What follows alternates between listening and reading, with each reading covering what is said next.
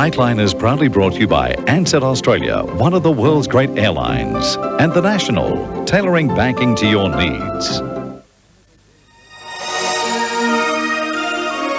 France's nuclear testing program continues with no regrets. Balkan leaders agree to peace, but will it stop the carnage? And a palace peace offering to Diana.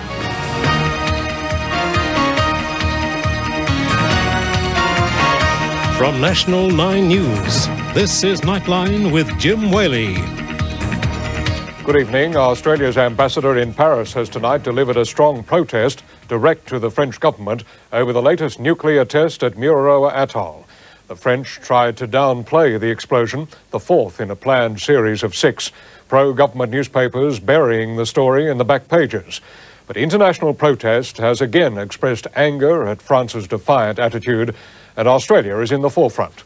Hugh Remington has our report. The protests have lost some of their popular passion, but in diplomatic terms, the war of attrition continues. The French ambassador called back for another carpeting from our foreign minister. The message was very strong, very clear, very deliberate one. And pretty much ignored, judging by the ambassador's reaction. Well, he's doing his job and I'm doing mine. The fourth test in the series was set off at 8:30 a.m. Eastern Time. The equivalent of 40,000 tons of conventional explosives, it was rated as small. This is about the same size as the first test. It's smaller than the other two. Yet still the size of an earthquake, measuring 5.1 on the Richter scale. And according to Gareth Evans, this test has a new significance, with Jacques Chirac and Britain's John Major speaking now not of eliminating nuclear weapons, but of the need for greater strength. What they're actually about is strengthening the system of deterrence. Yet France says it is winning recruits to its ideas. I think that many people have understood what our policy is in this country, a little bit as a result of what I'm trying to say. Others are unconvinced. This is an insult to the people of the Pacific. This just shows how arrogant and also isolated France is in relation to the rest of the international community.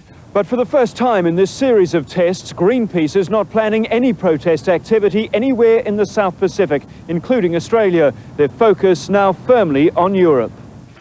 In Tahiti, scene of protest riots after the first test, conditions tonight are calm. Hugh Remington for Nightline.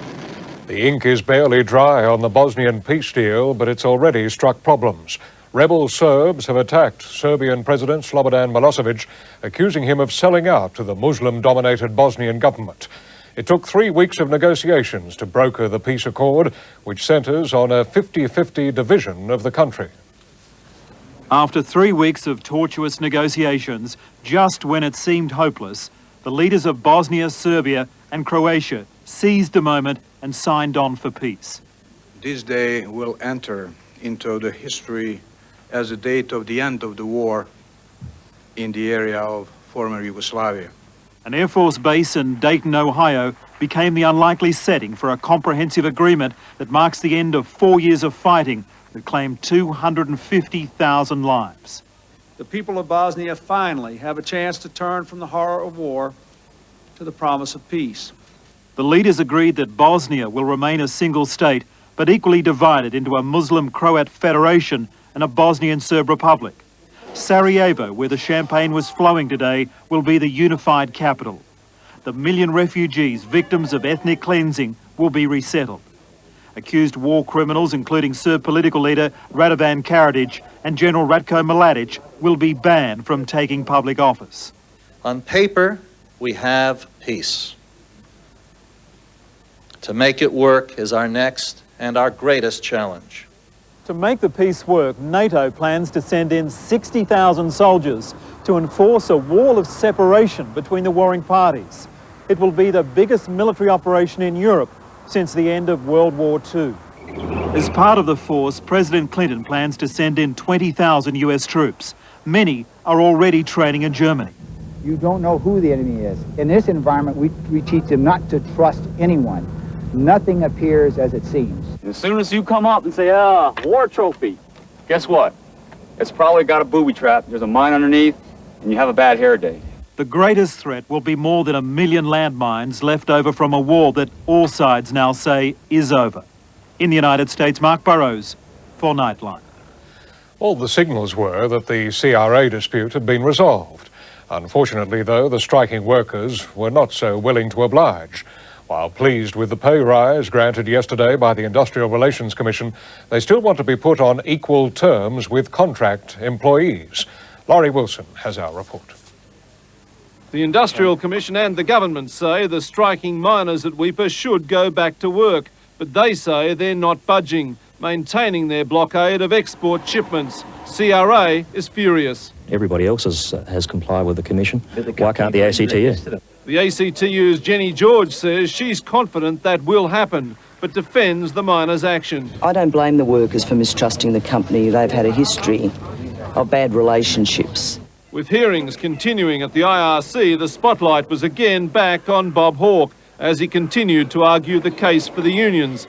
In Canberra, the opposition was poking fun at the government over Mr Hawke's sudden resurrection as a Labor hero. Minister, do you feel the need for former Prime Minister Hawke to come back and explain your industrial relations policy in the election campaign? Should former Health Minister Graham Richardson be brought back to cover for Carmen Lawrence? In fact, as far as Mr Hawke's concerned, it seems some people in the ALP believe that's not such a bad idea. You don't win campaigns at the margin, as Labor has the last 5, by not using all of your resources. That may ruffle a few feathers in Paul Keating's office, but then Gary Gray is nothing if not blunt. Today he told the National Farmers Federation in no uncertain terms he believed the coalition took them for granted. I think that is a disgrace. We don't take our base for granted in that way. They take the farming and the rural sector for granted. Laurie Wilson reporting for Nightline. A Perth jury tonight found a 14-year-old boy guilty of the murder of a young girl. 4-year-old Michaela O'Connor was strangled by the boy in their home. Prosecutors claim the boy had deliberately planned the crime. He wanted to know what it was like to kill. He'll be sentenced next month. The freeing of a Sydney fisherman who killed a schoolteacher 2 years ago is to be appealed by the Director of Public Prosecutions. 26-year-old Graham MacDonald was released last week on a good behaviour bond after serving 16 months while on remand for stabbing 21-year-old Craig Jeffcott. MacDonald had pleaded guilty to manslaughter, claiming one of Mr Jeffcott's students stole from him and a scuffle had ensued.